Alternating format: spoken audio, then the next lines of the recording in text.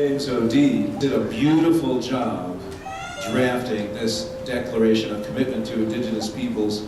And do you mind if I say that it began, and we were calling it a declaration of apology, but it actually moved in the right way, I feel, to become a declaration of commitment to Indigenous peoples, which is a far more powerful document, and you'll see that in a moment. When the declaration is read, we want to ask all the people who identify themselves as Indigenous peoples to come to hear it, and we will ceremoniously offer it to the people. This man, James O.D., he is a beautiful soul.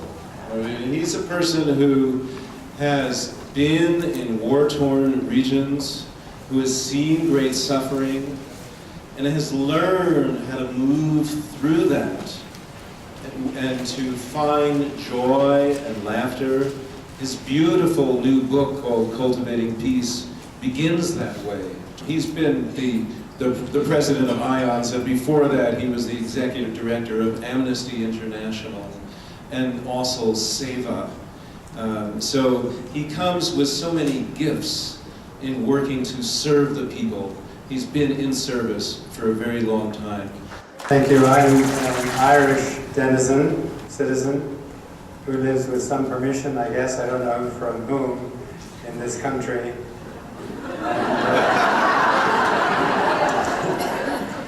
My youngest son was asked by his little friend when he was about 4 years old, "What does your father do?" And he said, "My father is president of the aliens."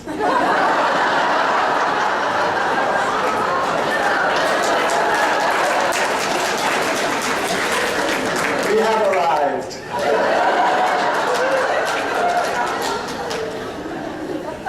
Right. So actually, not long after I came to the States, my sons were very young. We were going south and we stopped at a little camping site. They went to the washrooms and were washing. And I saw a very gentle, elderly man. And I thought to myself, this man is an Indigenous elder of some kind. I went up and I asked him, "Are you a Native American?" He said, "Yes." And I called my 3 sons over and I said, "Boys, this man is a representative of the first peoples of this land. You should always respect them. You should always respect these people." And then they washed and went to bed. And in the morning, the elder and his son came to our tent with gifts. And it shattered my heart. It really opened me wide, because I thought, this is both the gift and the wound being represented here. That I was doing what any father in the United States of America should do and say, honor and respect your Indigenous elders, your Indigenous peoples. And that experience brought forth these gifts. And I felt both, as I said, the gift and the wound of those who had not been respected, and who, for just a random person offering to teach his children respect, it brought out so much feeling, so much tenderness.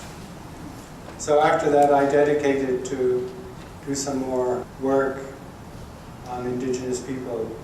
Honoring the spirituality is great, but if you do not do that legwork, that human homework of connecting, where are these people, what do they need, how do I help them?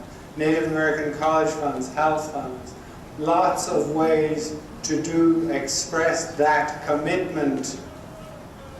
So what we're putting together in this declaration of commitment is that commitment. This is not a statement to governments. Guess why?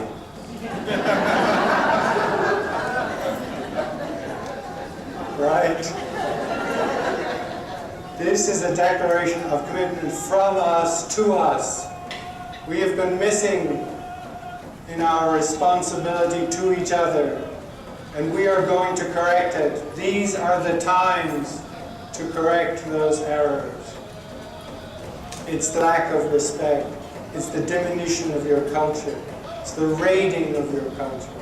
And indigenous peoples the world over have experienced this kind of raiding of their land, of their traditions.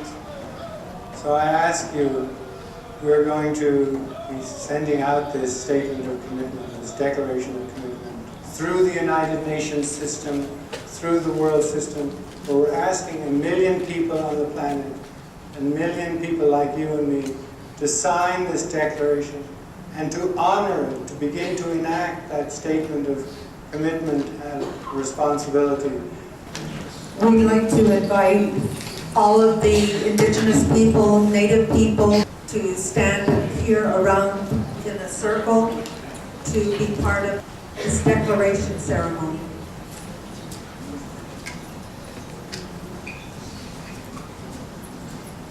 Doesn't take as long to read as it looks. Declaration of Commitment to Indigenous Peoples. Humanity faces a time in our evolving story when we must harness our deepest collective wisdom in order to survive and even thrive as a healthy, peaceful, and sustainable planetary civilization. In the course of humanity's journey, we have many great achievements to celebrate and honor, but we have to acknowledge what has been misguided, damaging to each other, and harmful to all life. It is time for healing and a new beginning. Great skill is now needed to reconnect the bonds of our collective interdependence on behalf of all of Earth's diverse peoples and cultures, and to restore an original contract with our planet's ecosystem and its intricate design for all life. We cannot evolve skillfully at this vital juncture in our collective story if we fail to integrate the teachings of our wisdom keepers. Both reason and conscience require that the precious wisdom of Earth's indigenous peoples be fully acknowledged. Their skillful ways of living in harmony with nature and its laws have too often been marginalized and ignored. Humanity has paid a great price for destructive actions committed against indigenous peoples. In the name of religion, profit, and progress, some of humanity's greatest knowledge about the interrelationship of all life forms has been placed in jeopardy. Increasing numbers of people now recognize the importance of supporting the transmission of this essential wisdom. It is in this spirit of deep recognition and appreciation for the value of indigenous wisdom that we, the signatories to this declaration, hereby proclaim our commitment to the following. Apology is due to indigenous peoples for the suppression and the violation of their cultures and ways of being. We invite communities, institutions, local authorities, and even governments to formally and informally offer sincere apology for past actions that resulted in cultural oppression and denigration. Responsibility for past violations, wounding, and discrimination must be expressed in truthful historical narratives and educational materials. We recommend the formation of local and national initiatives to take responsibility for the past and explore the nature of indigenous wisdom. We encourage support for the production of a wide array of accessible media and curricular materials to set the record straight and ensure the accurate and appropriate transmission of native wisdom teachings. Reconciliation must be sought so that healing may occur between Indigenous and non-Indigenous peoples. We call on representatives of public and private institutions to seek ways to engage in meaningful acts and processes of reconciliation through ceremony, presentations, and gatherings. Collaboration in mutual contexts relating to health, environment, sustainable economies, and educational opportunities will constitute an essential dimension of expressing sincere apology, acknowledging responsibility, and fostering reconciliation. To these ends, we encourage collaboration with Indigenous communities and institutions to optimize our collective learning and healing in this pivotal time for all humanity.